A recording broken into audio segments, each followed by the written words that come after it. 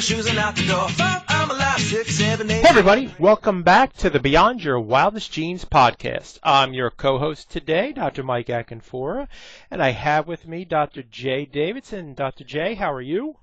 I'm fantastic, Dr. Mike. Wonderful. Let me read your bio to our tribe so they get to know you a little better. Dr. J. Davidson is a doctor focusing on a natural functional medicine approach. He's also a popular speaker, #1 international best-selling author, husband, father, church elder, and former radio talk show host.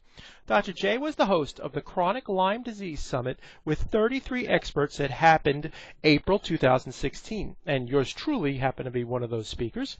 Dr. J is admired for his ability to bridge the gap between scientific health community and the lay person. Dr. J, welcome to the show. It is great to be here, and yeah, you were one of the experts on the Chronic Lyme Summit, so I was blessed to have you part of that, Dr. Mike. It was wonderful. I'm glad that I participated. It was such a great summit, and that's what we're going to talk to people about today. But before we do that, could you give people a little bit of your background and your journey and how you got here? Yeah, so clinically speaking, I guess as far as like degrees, I was trained chiropractor, did chiropractic for quite a few years, and then recently sold the office last year and basically moved more full-time into kind of the functional medicine coaching realm as far as clients. And I was doing that for the last few years, but just got to be hinder the family time. I was doing basically full-time chiropractic along with full-time health coaching, and just ended up being too much. So sold the chiropractic office and now do this full-time. I guess the transition and how it happened was mainly just my wife and her story. My wife, when she was little, got Lyme disease when she was about 7 years old. And they didn't know what was going on. They gave her some medications that caused brain encephalitis. And then she went into a coma for 6 weeks. And in that period, through the persistence of her mother, they tested for Lyme. And her mom's like, I hear this thing called Lyme that keeps coming up. And granted, this is, 27 years ago now. But so it was a while ago. But tested for Lyme, even conventional testing, and showed positive, and so they started IV antibiotics, and basically from that point forward, my wife's health was never the same. Had many health issues, from sinus scrape surgery to dizziness, troubles, car accidents obviously played a role with that in her spine. She had a couple heart surgeries when she was 18 years old, supraventricular tachycardia, and it's just a massive list. Hormonal dysfunction, autoimmune thyroid, digestive issues. Obviously, the Lyme was a piece to that, heavy metal toxicity. And we did a lot of natural, healthy things to take care of her. But she always felt like she was the one that got poked and prodded and experimented on. So we never really dove in intensely because she never wanted to get worse or rock the boat. Mm. And that was kind of always, a fear of hers. And then when my daughter was born, almost 4 years ago now, things hit the fan. It got really bad. She basically got allergic to every single food except for the only thing she could handle was bone broth, and she drank that for like 17 days. She lost pretty much all of her baby weight in just a few weeks. It was, which is not a recommended thing, but just her body was in such a chaotic state. And a couple months into that, after my daughter was born, and that's when things were the worst. There was many nights where I had a hard time going to bed, just wondering, like, is she going to make it through? And then what am I going to do as a single dad, like new to this whole parenting thing, not having the other half. And that's kind of, I guess, cluing in on how rough it was.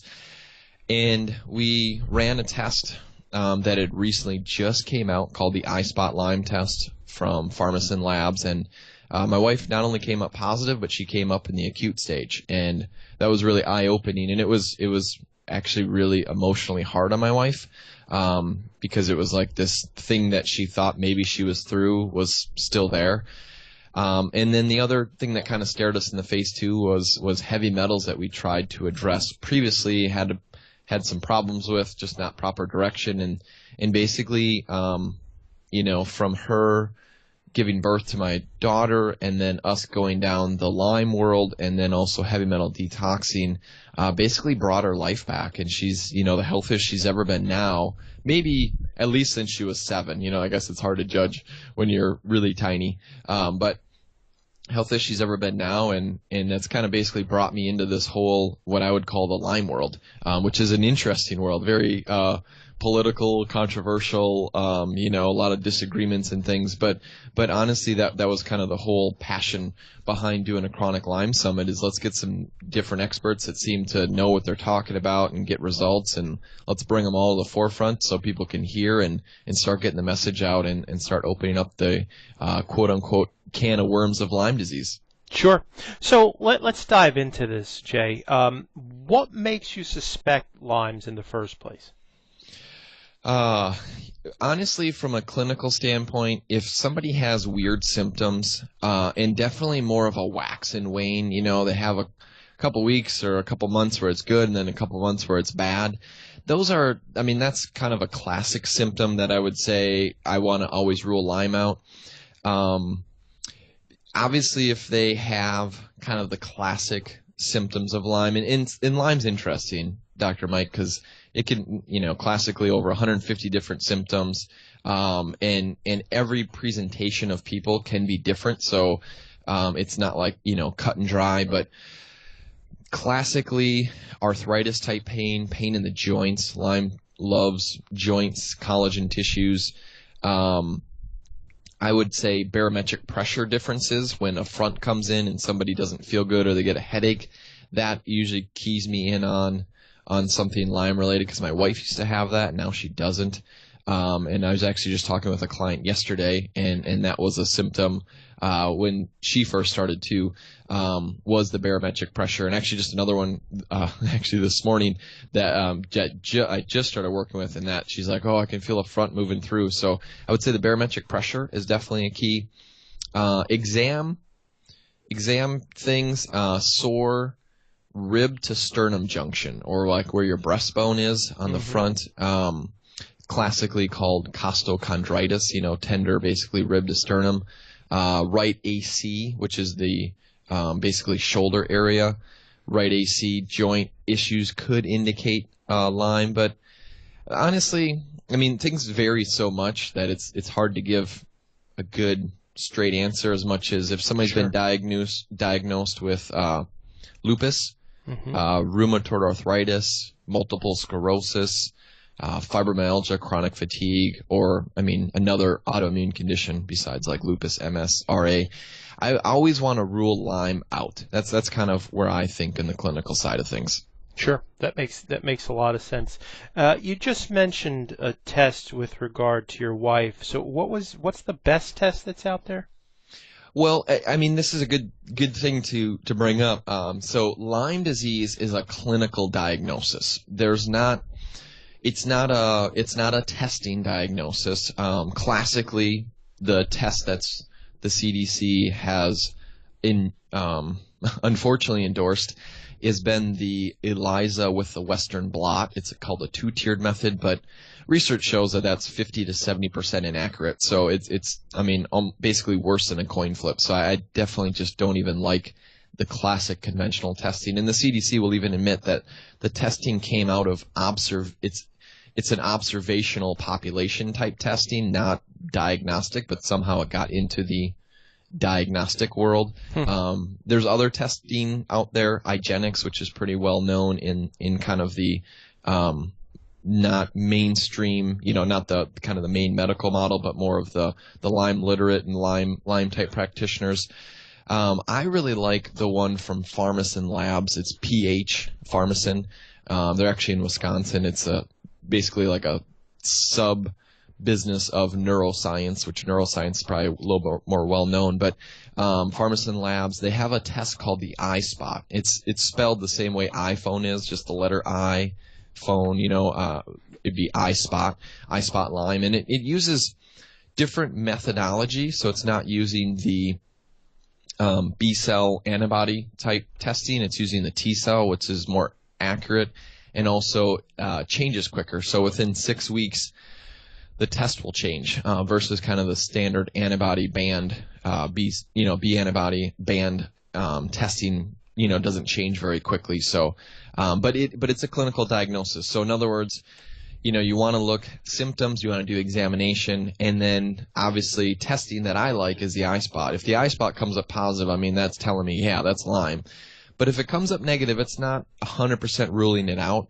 The test is 84% sensitive, 94% specific, which basically means there's like if you come up positive, there's a 6% chance that it's wrong. If you come up negative, there's a 16% chance that it's wrong. So as far as lab testing, I mean, it's off the charts and super accurate, but nothing's 100%. I really, want to emphasize that, but I do like the eye spot Lyme test. Wonderful. And that was, you said, Pharmacin Lab? Yep. Pharmacin Labs, otherwise probably known as like neuroscience. Sure. And we'll have we'll have some of that information in the show notes for people. So that is really cool. So how does someone get well from Lyme? I love your questions, Dr. Mike.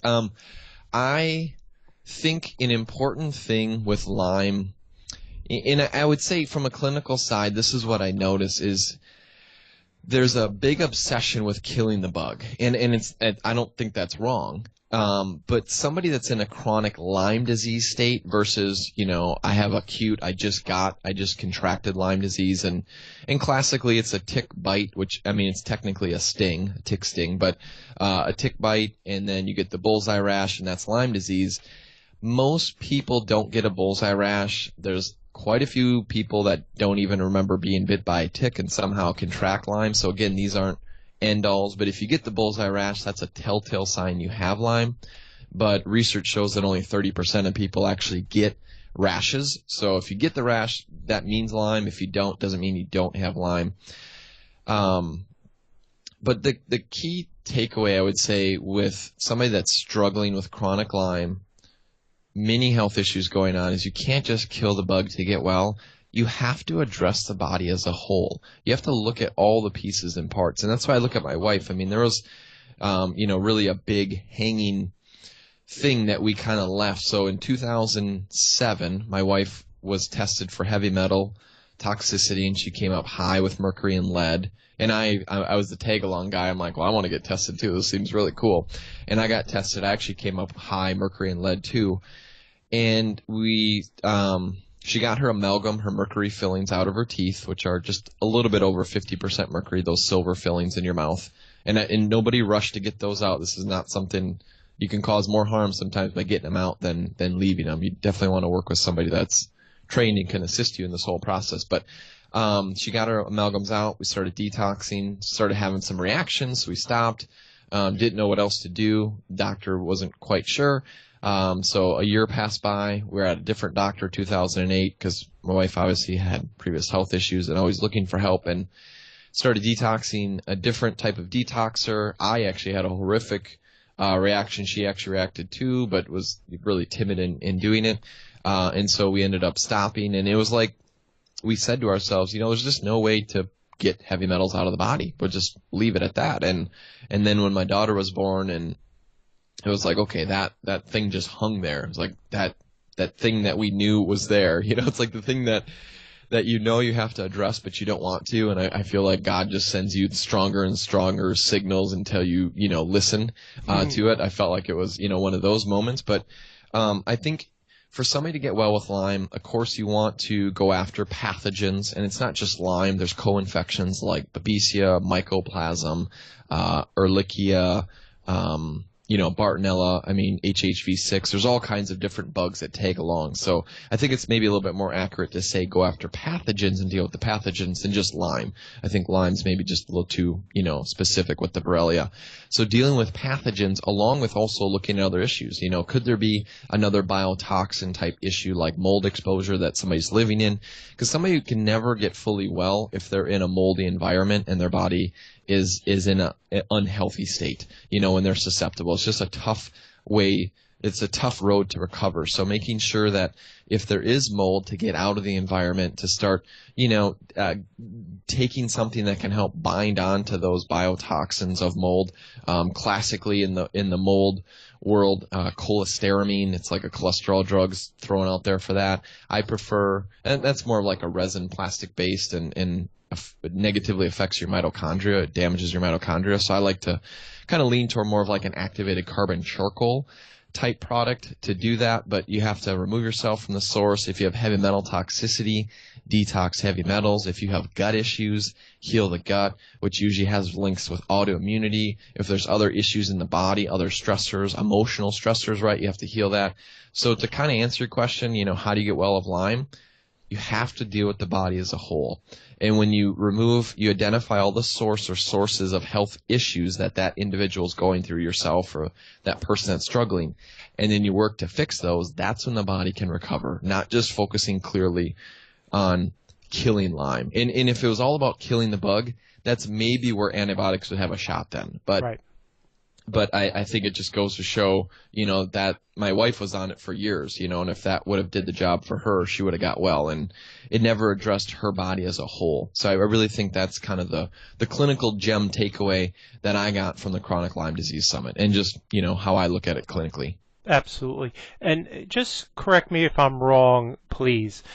From my own understanding, doesn't Lyme have a protective mechanism that it creates when it gets in the body?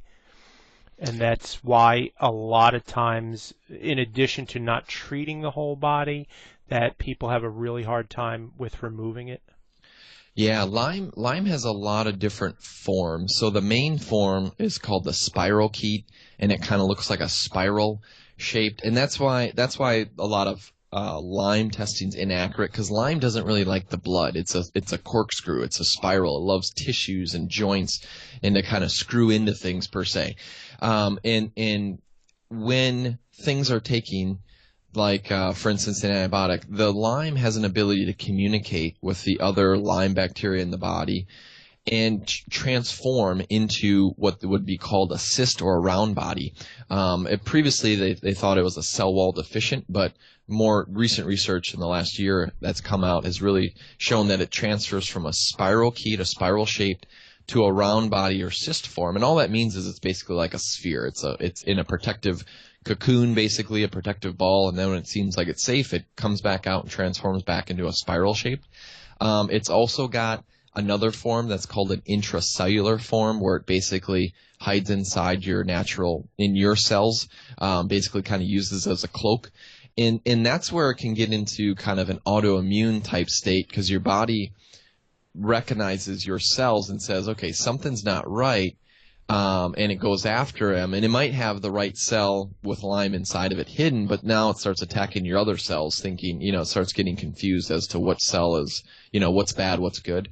And then I would consider too, and I know there's definitely some experts out there that follow my train of thought, but I would consider biofilm as being kind of a fourth form of Lyme too. So yeah, I mean, basically there's a lot of different forms of Lyme, and it can morph and change, which makes it tougher to deal with. And I think, if you ask a clinician, hey, would you rather deal with stage 4 cancer or somebody with chronic Lyme disease and in a tough state, most colleagues, when you ask them that, I would say would lean to the cancer, because it's more straightforward.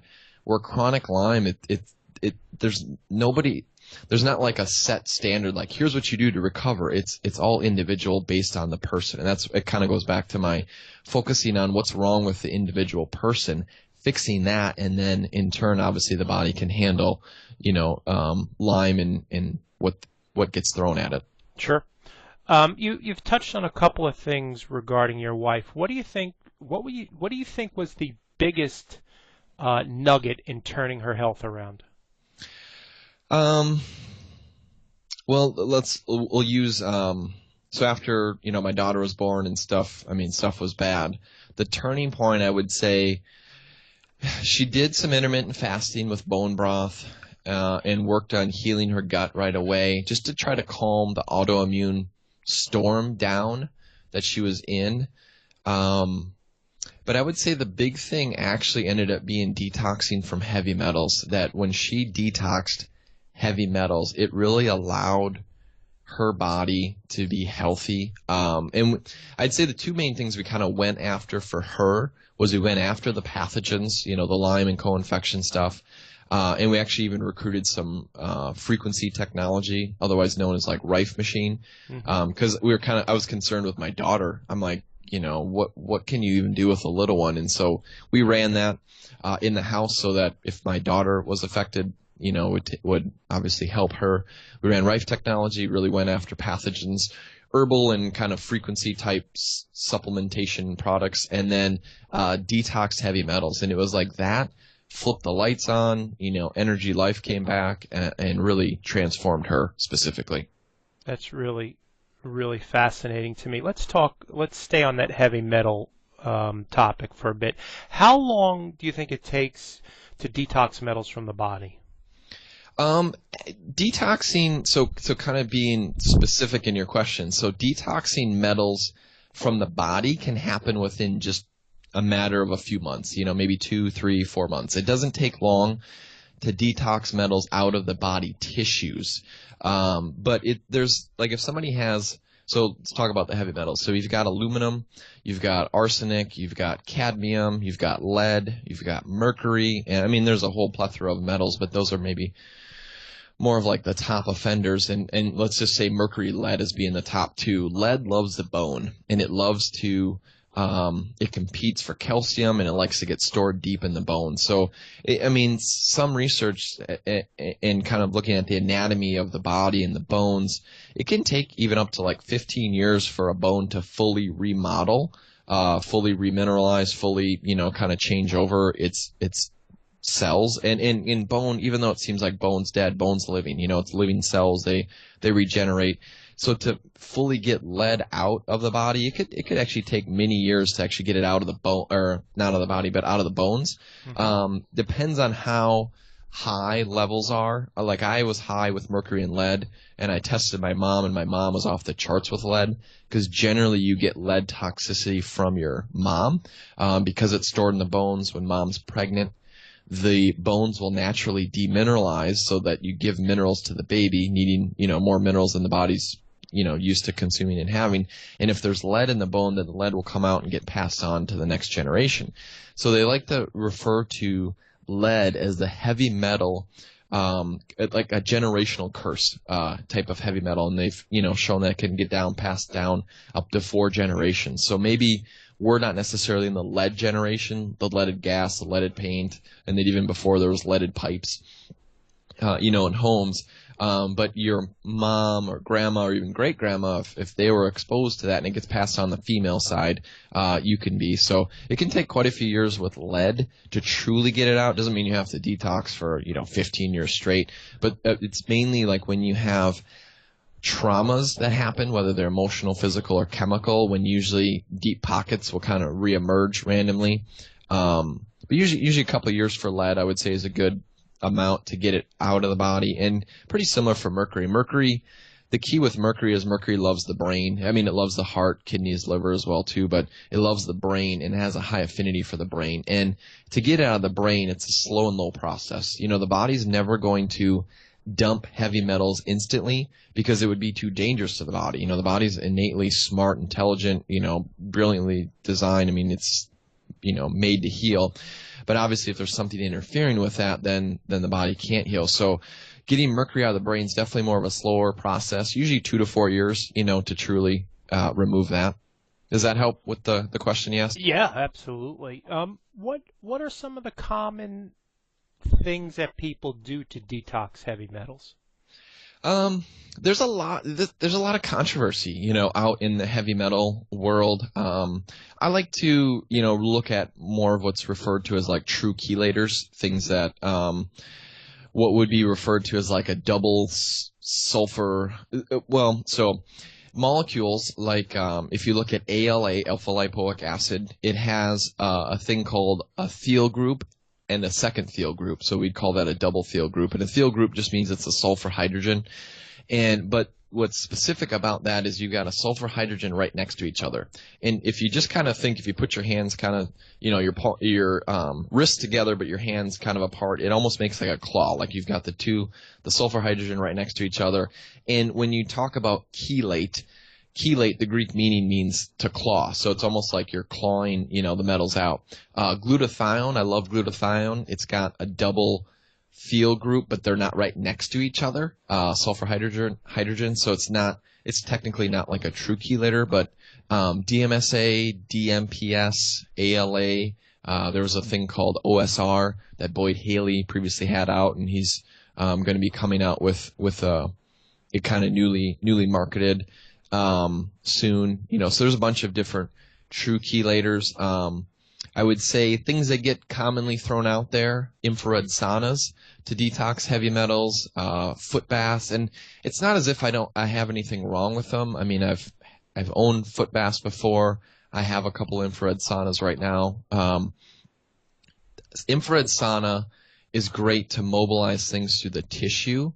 So you can sweat out, because they've shown that heavy metals come out through your skin. They've shown DDT, asbestos. I mean, all these horrible chemicals that we can be exposed to, Agent Orange, can come out through the skin in infrared sauna. I think it's important to clarify that there's a difference between mobilizing it through the skin versus actually getting it out at the cellular level of the tissues that's deep. So I think it's a good pathway to open up infrared. The foot bath, I look at that clinically as more of being like a tool to help liver. If the liver and gallbladder have a lot of issues, that can usually help to lend ways. But I wouldn't specifically use those as the end all to detox heavy metals. Chlorella and cilantro get thrown out there, spirulina, and they have a sulfur hydrogen group. But I found clinically that seems to stir more the metals up than actually get it out. And so I was definitely, more against ever using chlorella and cilantro.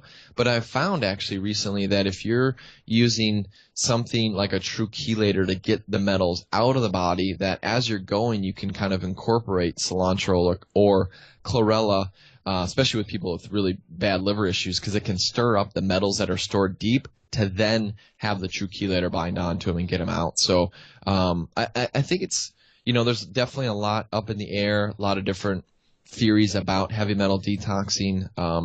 Me going through my previous story about basically being really sick. I wouldn't say I almost died, because I think my wife was definitely a lot closer to that than I was previously, but I had a really bad reaction, and I mean, she had some reactions to it.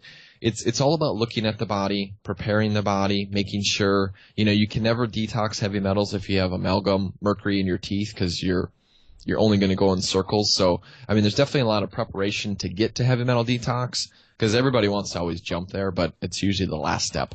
And I think, just looking at your body as a whole, making sure it's prepared, making sure you understand, what's your body affected with, what do you have to do, then it can be safe. But if it's not done properly, that's where you read online about all these, horrible stories, which again, I've had that story. My wife's had that story too. So. Very interesting. I want to just take this in a little different direction. Where do emotions and emotional traumas fit into Lyme's, Dr. J? That's definitely an area, because I mentioned that on the front end. When you're looking at to get somebody well, you have to address the underlying issues, right? Heavy metal toxicity, pathogens, mold, gut issues, and I threw emotional trauma in there. Mm-hmm. And I found it so I have a subset. I would say my clients are definitely in it. Not all of them, but I have a subgroup of them, and that are pretty intense, sensitive. It's definitely not the quote unquote average person struggling with health issues. They're in a tough case. And one of the things I found is with people with chronic Lyme disease, there's definitely a tendency of stagnation where fluids don't move. The lymphatic system is bogged down. It's not moving right. The colon is backed up, constipation, liver issues, gallbladder is clogged up. Kidneys aren't draining. Those are all draining pathways. Skin is actually a draining pathway, with the sauna. And what I've found is there's a commonality with chronic Lyme and lack of drainage. It's almost like your sewage pipes are clogged, and people always want to jump into killing the bug or detoxing the heavy metals, but if your sewage pipes are already kind of backed up and clogged and not moving, now you throw more debris or more heavy metals getting pulled out onto that, you're only going to have reactions. That's where the Herxheimer, the Herxing comes from. So focusing on drainage is important, but I've recently, probably in the last maybe 4 months, kind of opened this can of worms up, looking at what's the connection of emotions and Lyme disease and really health. And I will say the more I've opened this up, the more I've appreciated and been grateful for my life. Just we've all went through different traumas. We've all have different baggage, but it seems like the tougher health state somebody is, the more baggage there is. And it just keeps keying me back to emotions got to play a role. And one of the things I've found, Dr. Mike, is it's pretty common. And when I say pretty common, 100% of the clients I've surveyed that I've seen with draining issues, they have this tendency of personality. So, and I'm not saying it's 100%, but what I've seen, at least in my population polling, is they have a tendency to not be able to let go of things well. Meaning if somebody has harmed them or what they feel has wronged them or has done something that's maybe not been what they would refer to as, good for them, they hold on to that well. Unhealthily, they never let it go. Versus somebody that's like, oh yeah, they cut me off, whatever, it rolls off your shoulder and on. They will remember that. It's like it scarred them. They hold on to it.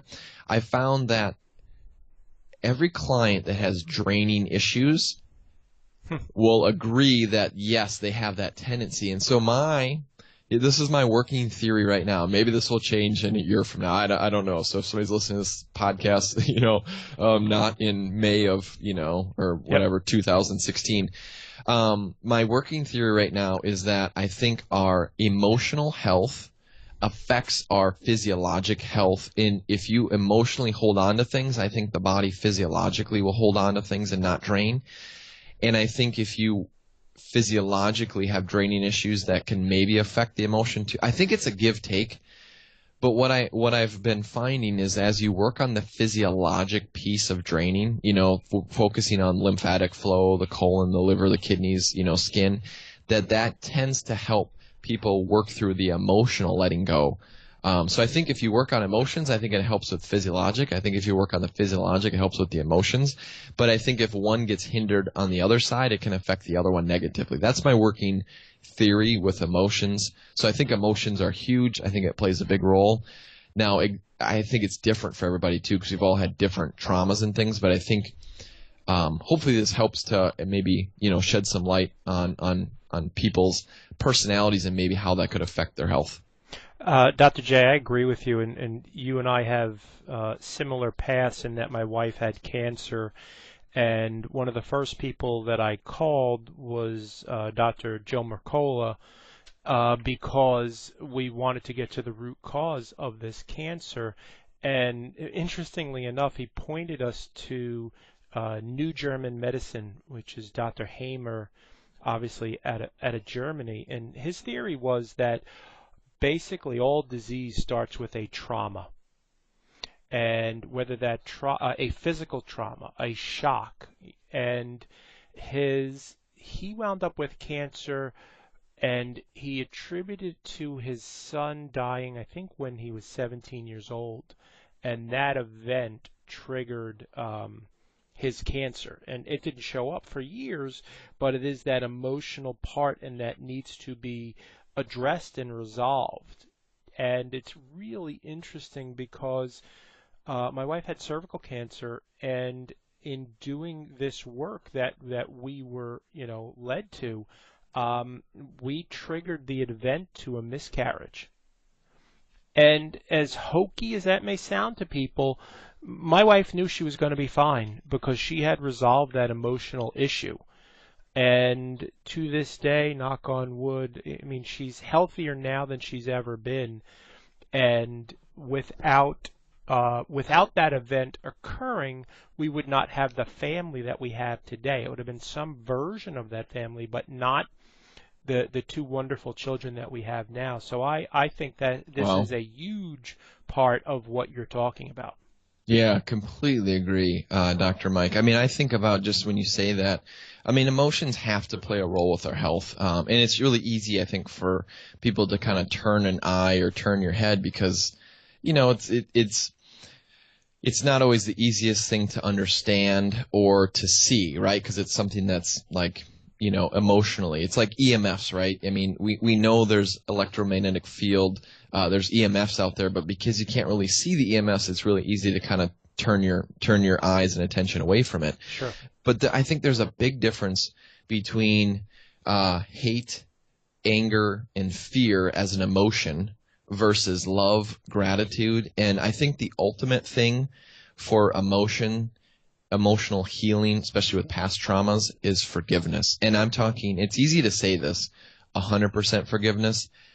It's a lot easier, it's a lot harder to actually do it, you know, to have that. So I think love, gratitude, and forgiveness are the ultimate emotions, and will really just destroy, will not allow, you know, hate, anger, and fear to really be there if those maybe healthier ones are present. Dr. J, I love that message. That is brilliant. Can you tell people where they can find you in the world? Yeah. You can just go to my website. It's basically myname.com. So Dr. D-R-J, J-A-Y, Davidson, just like Harley, but no relation with the motorcycle manufacturer. So drjdavidson.com. That's where you'll find my website. I've got some, you know, Lyme disease free ebook right now, and even a heavy metal detox ebook that, since we're kind of talking about that you can check out. And then even a book too that I wrote on the 5 steps about talking about like draining and the rebuilding and going after pathogens and detoxing, and all that you can find right on my website. So cool. And what was the name for the summit? Where can they find that? Yeah, the summit is Chronic Lyme Disease Summit, and you can actually just go to that website, chroniclymediseasesummit.com.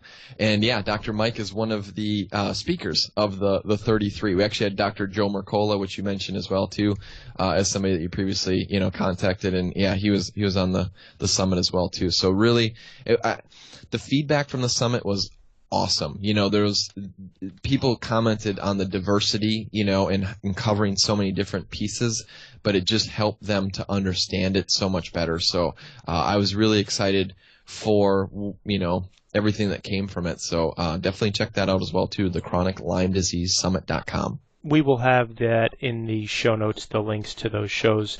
Dr. J, thanks so much for what you're doing in the world. The Lyme Summit was brilliant. I loved it. I loved being on the program, and I just want to thank you for what you do. Thanks, Dr. Mike. It was a pleasure to be on your podcast. All right, Dr. J, take care of yourself. This is Dr. Mike Akinfora with the Beyond Your Wildest Genes podcast. Have a great day, everybody. Ciao.